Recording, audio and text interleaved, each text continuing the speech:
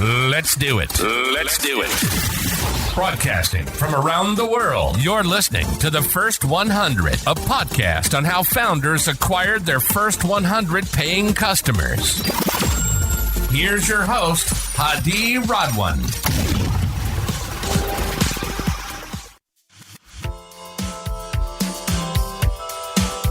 David, good to have you on the show. How are you doing today? Great, Hadi. I'm excited to talk to you. I'm as well. I'm very excited about this episode because it's quite different than what I usually record. We're now talking to David Dodson, who's an author, a successful serial entrepreneur, a board member of more than 40 companies, a former McKinsey consultant, and an active investor. So you have everything under your belt. You're also a lecturer at Stanford School of Business, and you have a book which we'll talk about. I'm very excited to tackle a lot of interesting topics with you. But first, tell me a little bit about your history. How were you able to do all of these things? Because we see people, either they're entrepreneurs or consultants or investors. You're doing almost everything, and a lecturer as well. I think it just means I'm old, okay? I have done a lot, but there's a common thread, which is that I've been fascinated and interested in, the early stages of management. That's where I feel like I've done my best job as a manager, as an entrepreneur. And the course that I teach at Stanford is all about how to help people who are early in their career, how they can get up to speed faster. I would say 99% of my investing is all with early stage entrepreneurs. And when I talk to them and they seek my advice, what I always say is, I want to try to get you to year 3 in 18 months. Because the difference between that is oftentimes the difference between success and failure. If you've raised a certain amount of money, you are feeling that burn rate every single day. If you bought a company, for example, and your competitors are trying to get after your customers, every single day matters. Yeah, absolutely. Take us back to your early days before you were an entrepreneur, back to school. What was things that flared up in your personality, in your discipline that, has affected how your career has been shaped? I think my career was mostly shaped in terms of being an entrepreneur, an early stage investor, by my father and my grandfather. So if I can even go back a little bit earlier, my dad had a farm equipment manufacturing company in rural Colorado. The closest town to us was a population of 350. So we were out in the middle of nowhere. At one point, he had a substantial company, and he basically went bankrupt. And he went bankrupt because of policy changes in Washington, D.C. Meanwhile, my grandfather had run one of the largest coal mines in the U.S., and his coal mines went under because there was a new type of coal discovered in Wyoming that was harder and burned hotter, and all those coal mines closed down. I didn't know it at the time, Hadi, but what I have come to realize is that didn't dissuade me about entrepreneurship, but I didn't like the idea that my father and grandfather, who I think were very good business people, had their businesses basically fail because of things that were outside their control and markets that were outside their control. So I've spent my career just fascinated with the notion of implementation and how you get things done. And when I started working on the book, that was really a result of giving advice and counsel to other people. But I got fascinated with companies like Walmart, where Sam Walton, he didn't invent the department store, and he was 50 years behind Target and JCPenney and Kmart, right? And he clobbered them. Well, he didn't clobber them because he had X-ray vision. He clobbered them because he implemented better. A more modern day example is Facebook or Meta, right? So, we think about Facebook and Zuckerberg sort of inventing. He didn't invent anything. MySpace and other collaborating platforms were already in existence. They were funded by Benchmark. They were located in Silicon Valley. He actually had sort of everything going against him. He just accidentally invented it in a dorm room with no funding. But what the team at Facebook did is they were so much better at implementation that they took those ideas and they clobbered everybody else, as we know. By the way, if I can just give you one other example, which I think is the most remarkable example, Apple. And I got so sucked into the story of Steve Jobs because what he's known for is a person who kind of could see around corners and invented markets. Turns out that's not true. He didn't invent the personal computer. He didn't invent the mouse. He didn't invent the interface. He didn't invent portable music. All those were invented by other people. But Steve Jobs was so good at the 5 skills that I describe in my book, The Manager's Handbook, about building a team, prioritization. And so I just am obsessed with this idea that you have a great idea and your listeners have a product and they're trying to get the first 100 customers. But if you can't implement, if you don't know how to get things done, someone else is going to come right behind you and take all those customers and perhaps your great idea. Amazing. I want to double click on these 5 simple steps in 1 second. But before that, what have you learned from your consulting role? And how did you bring that learning into your entrepreneurial role? So my consulting at McKinsey was probably the smallest part of my resume, but it had a profound impact because I went there right out of undergrad. So I went to Stanford undergrad, studied economics, went to work for McKinsey Company for a while, and then went back to business school at Stanford. And what McKinsey taught me was discipline. It's a different firm now, but it's still, I'm sure, a very disciplined firm, but it was probably a tenth the size it is now. And the culture there within McKinsey was so deep. And there was a certain way that you did things. And if you didn't want to do those things, then go somewhere else. Didn't want to do it in that way, then go somewhere else. And it worked. The fundamental principle behind that was we are disciplined. We have certain rules that we follow them. And as a result, we produce an excellent product. And that kind of combination of a strong culture, discipline, and an excellent product, I didn't realize it at the time, but had a really big impact on how I saw business and how I saw running organizations going forward. Makes a lot of sense. I come from a consulting background from PwC, and it's a boring business, right? They're very process oriented. Yep. They know what they're doing, but there's no creativity at all. But you learn the discipline, the commitment, being able to look at risk factors that they've plugged the holes for, which in your business, eventually, when you don't have mentors or people who are guiding you, you will make mistakes along the way. If we fast forward to your entrepreneurial business, tell us a little bit what it was and how were your early days to find the right customers? So I got my early experience as an entrepreneur by buying small companies. So I would buy companies from their founders.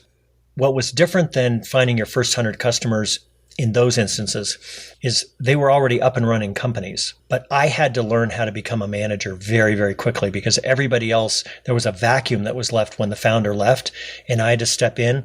And there was no opportunity to sort of take my time and learn how to be an entrepreneur and build the company up brick by brick. The company was already running. That forced me to learn how to be a CEO very quickly, which then helped me later on when I had my first real substantial startup, it's a for-profit company, but it's more thought of as a nonprofit, Sanku, where we invented a device, myself and Felix Brooks Church, we invented a device that is transforming how corn flour or maize is fortified and milled in Africa. And it's changing the health outcomes of currently 7.5 million people in East Africa. But that was a grind to get those first 100 customers. Yeah, makes a lot of sense, especially in the agricultural world, I guess. Having said that, you mentioned a very interesting set of examples of very famous people who became successful. But the story is always lies somewhere hidden behind the team they've built and other efficiencies. If you today are a startup founder, the expectation is that you're also a manager. Mm-hmm. And then you should be able to know how to lead, how to manage, how to read your financial statements, how to operate, how to build products.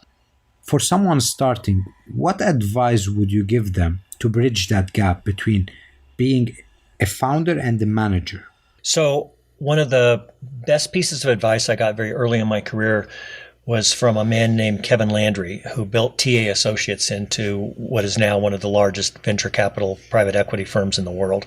And he told me very early in my career, he said, a lot of people mistake becoming a manager as the hardest step, but that's not so. What he told me was that becoming a manager of managers, because if you're just managing 4 or 5 people, you can kind of muscle your way through it. Or as my colleague at Stanford, Graham Weaver, says, hit the more button. You just work harder, stay later, work on the weekends. But what kills so many entrepreneurs is they don't realize that that's not scalable. And as soon as you're managing managers, you can't make it up by hitting the more button. And so that transition to becoming a manager, if you will, or leading an organization versus a doer is very, very difficult for a lot of entrepreneurs, and it stalls them out. Well, that begins with being very good at hiring. And there was this fascinating study. It was 7,000 managers self-reported that 46% of their own hires failed within the first 18 months. Amazing, right? And only 19%, achieved unequivocal success. Meanwhile, there's a lot of evidence to suggest that the first 5 people that you hire is the most important thing you do as an entrepreneur. If you combine those, the importance of hiring your first 5 people and how bad we are at hiring, anyone who wants 100 customers should be thinking really hard about how do I get good at hiring and how do I get good at hiring fast?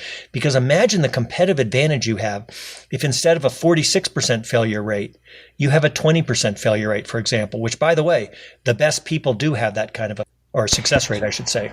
This is a very interesting statistics that you shared. But the question is, if I'm a founder today, I have time versus resources. So I want to get the best people, but the best people will not probably join a startup because the brand is not known, or I cannot afford them. So then I would optimize for time and I would get the best next available option, which in many instances could be a good hire, could be a bad hire. So if you were to be starting from scratch, what tactical frameworks would you use to reduce that rate from 40 to 20%? Exactly. So look, most people hire wrong. They hire based on someone's resume. They look at what they did, what school they went to, how old they were, and those tend to be pretty expensive people because they're out to market based on their resume. But the best people, hands down, are the people that are taking a step up. Because if you step back and you think about it, if you are highly talented and doing well in your career, you don't want to do the same thing. You don't want to take a half step up. You don't want to do the same thing. You want to take a step up. So now the challenge becomes, if I don't have someone's resume that I can look at, how can I identify that fantastic talent that is excited about being a startup that frankly is not as expensive as a more seasoned entrepreneur? That was one of the challenges when I wrote the book, Heidi, which was how do you identify people and how do you enter for outcome? Can you give us an example of a framework that you would use in your book that would be beneficial to our listeners? Yeah. So, Heidi, one of the things that I stress is having a hiring scorecard. And what most people do is when they go hire, they use gut feel or some version of gut feel. And if I referenced a very quick story, a book that was written by Malcolm Gladwell, and he talks about how Neville Chamberlain, who was the prime minister of Britain at the time, was trying to assess Hitler, who was the chancellor of Germany, of course. He flew out to Germany, met with him, came back, said, "We're all okay as a nation and as a world because I met with Hitler. I looked him in the eye, and he said he shook my hand with his double-handed handshake that he reserves only for his closest relationships. And he said, this is a man I can trust." Okay, well, we know how that played out. Meanwhile, Winston Churchill was the one person who assessed Hitler perfectly, but he never met Hitler. And what Malcolm Gladwell points out is that while Neville Chamberlain was relying on his gut feel, which was wrong, as was true with most leaders at the time, Winston Churchill was looking at data. And that's the fundamental difference of when you're hiring for outcomes that I describe in the book, is you begin with a hiring scorecard, which is what are the outcomes that you want and how are you going to find that out? And then you look for data to support or reject those notions. And a scorecard's very hard to put together. It takes hours to do it right. But once you do it, you can fast forward through the hiring process. And a really good friend of mine, Paul English, who was one of the co-founders of kayak.com or Kayak, the travel site, he has convinced me, and I have them in class and with students as well, what an incredible advantage it is in the startup world of hiring if you have a fast hiring process, especially in today's world. If you're starting with a hiring scorecard, while it takes a little bit more time on the front end, on the back end, you can fast forward through identifying talent and bringing them on board quickly, which a lot of times is the difference between getting a great hire and an okay hire. So essentially with a hiring scorecard, you standardize the process, and then you know the inputs, the outputs, and the outcomes eventually. And then you could, fast pace the growth of the company without making errors along the way. Yeah, and Hadi, one of the things that is also included in the book is just techniques on how to do it. Because I wrote the book that I wish someone had handed me when I first became a CEO. And I needed sort of paint by numbers approach to things. I didn't want someone to talk at 10,000 feet. I needed to get stuff done in the morning. And so, for example, talk about the 3 Ps, previous, prior, and plan. So if I'm interviewing you and I ask you a question about what was your revenue last year, and you said, well, my revenue was $1 million up by 15%. Well, okay, now I know what it is compared to last year. That's prior. But I want to know what your peers did, because maybe your peers were not up 15%. All your peers were up 25% and compared to plan. So just when you're interviewing, think 3 Ps, prior, plan, peers. That's one example. I have multiple examples in that particular section of the book. Amazing advice. If we move now to the firms that you've advised and you've seen them grow their first 100 paying customers, what impressed you the most about certain leaders that have made it past that 100? Did you see any tactics, best practices that they've deployed that we could share or double click on as listeners? First, they were very, very determined with their priorities. They knew what they needed to get done. And if there's ever a time in a business life cycle where there's lots of shiny objects and dumpster fires that can distract you, it's in that first initial kind of 18 months. So the best people said, this is what I need to do. We're not going to work on anything else. We're going to work on this. That was the first thing. Aligned with that, of course, is they were very good with managing their time and other people's time. So that's the first thing. The second is they had great first hires, which we already talked about. But the last thing is this obsession with quality. And too often people bring a product out, and yes, it's okay to have a minimally viable product to just test in the marketplace. But in the end, leaders that fail tend to over-rely on sales and sales techniques instead of what really matters, which is, do you have a product that is solving a real problem and is high quality? And if you were to look back on all of the leaders that you and entrepreneurs that you really admire over time, I'm not talking about the last 18 months, I'm talking about the last 180 years.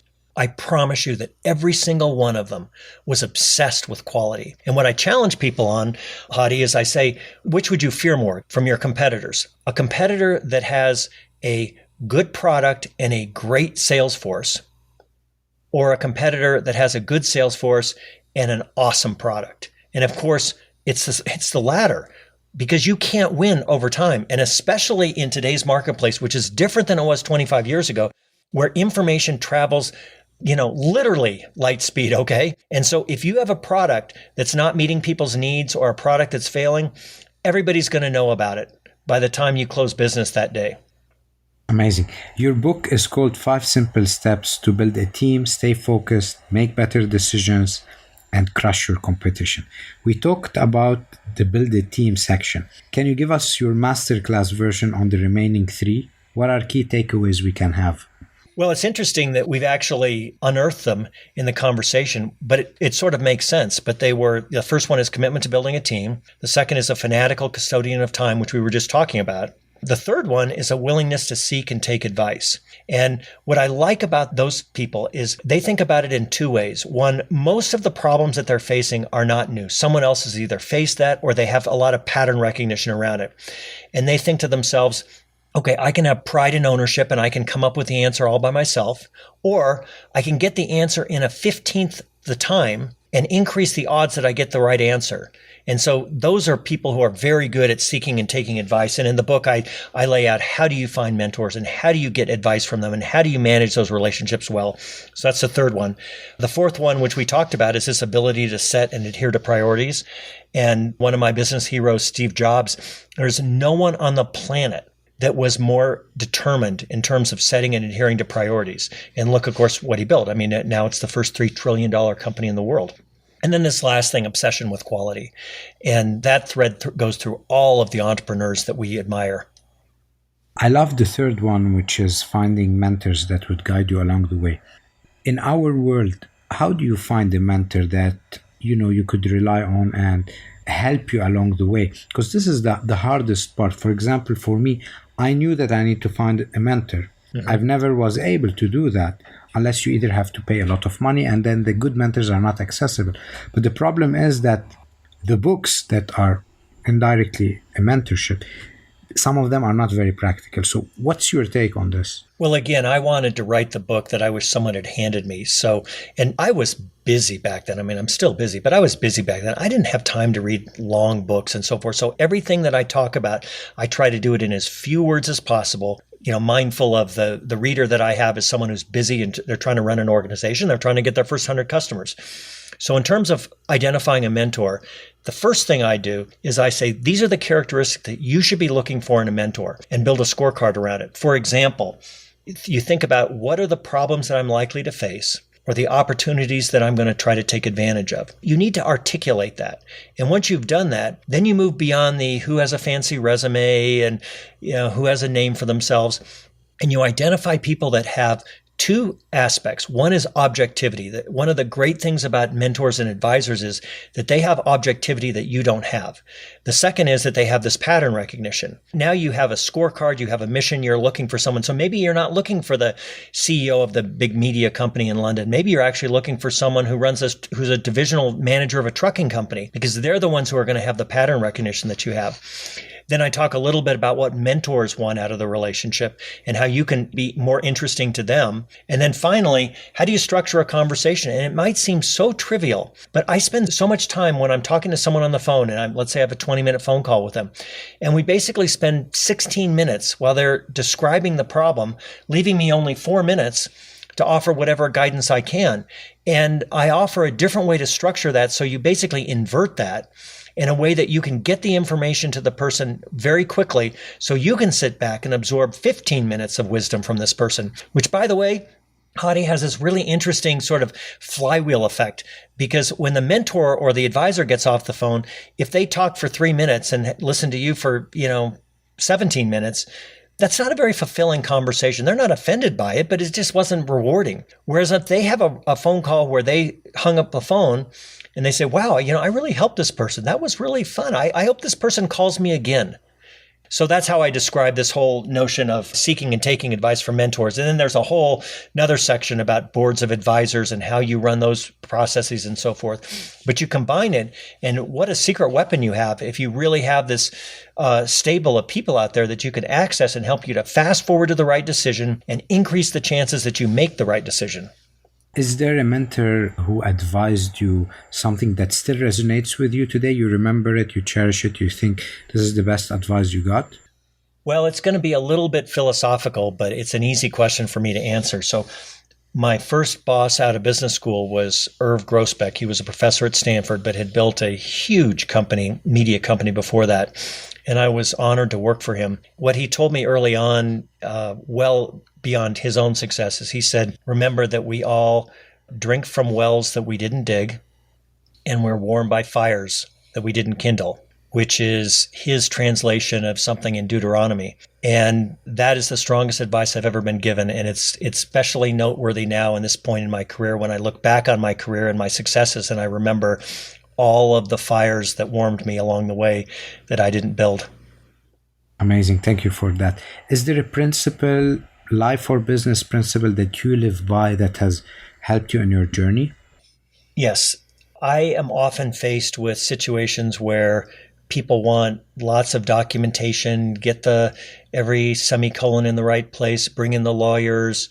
And I've adopted a different path that has been really successful for me, which is I try to do business with people that I trust.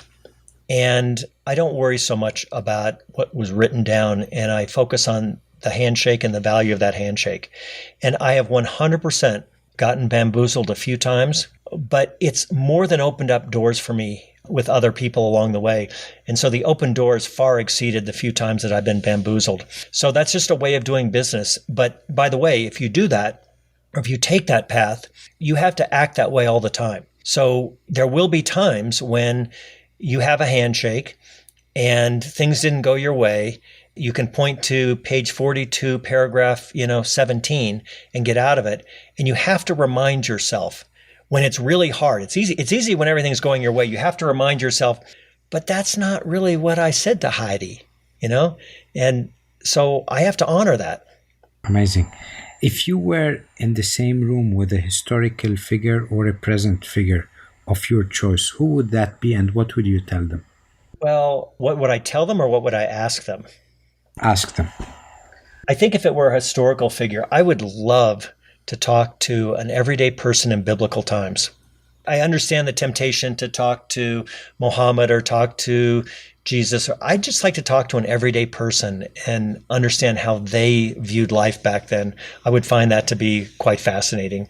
And in today, if I could talk to a present day figure, and I assume the nature of the question is that I would get straight answers, I would love to find out what's going on in Putin's head, because I think, how he's thinking is going to have some profound impact on our world today.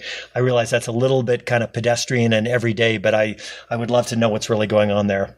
Amazing. One last question. What's next for David? I'm really excited about the book, and not because I want to sell copies of the book, but one of the big insights that I got from this book is that when I realized that the secret to success was not so much, as I said, inventing something or seeing it around corners, which we learned from Sam Walton and Steve Jobs and, Mark Zuckerberg, but being good at implementation. And that when I studied it, and I researched this for 3 years, I saw that it's really the culmination of a series of skills and sub-skills. Well, what that means is that it opens up leadership and entrepreneurship to people that might otherwise have viewed, well, I didn't go to the right school, or I wasn't born in the right zip code, or I don't look a certain way, and therefore, entrepreneurship or leadership isn't for me. I think that one of the wonderful things about this book is it's going to open up the doors to people who maybe thought that this wasn't a path that was available to them. And so I want to get this book into the hands of those people. Who do you prefer, an efficient manager on your team or an effective manager? I wonder if that's a false choice, because I think to be effective, you have to be efficient. But in the end, of course, it would be effective. Thank you for your time, David. It was a pleasure having you on the show. How can people reach you? Hadi, you can reach me generally through my Stanford website. And then the book's available on Amazon, Barnes & Noble, or your local bookstore. My wife owns a bookstore, so I always have to say, or your local bookstore. Absolutely. We'll put all the notes that you just mentioned in the show notes of the podcast. Thank you again, and we wish you the best of luck. Hadi, I enjoyed it. Thank you. Thank you so much for listening to the First 100. We hope it inspired you in your journey. If you're enjoying the podcast, please subscribe to our podcast on Apple iTunes, Stitcher, Google Play, or Spotify, and share it with a friend starting their entrepreneurship journey. Leave us a 5-star review. Your support will help spread our podcast to more viewers.